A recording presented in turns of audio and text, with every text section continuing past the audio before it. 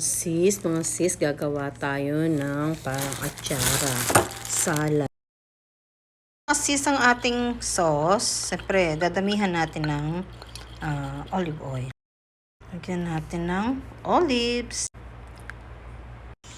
black pepper, konting salt. Lagay natin dito mga sis para mahalo natin mabuti. Ganyan ang ating carrots. Lagyan natin ng ating mangga. 3 pong malalaking mangga ito. Ang sauce. Ang ating parsley, yan, ganyan lang.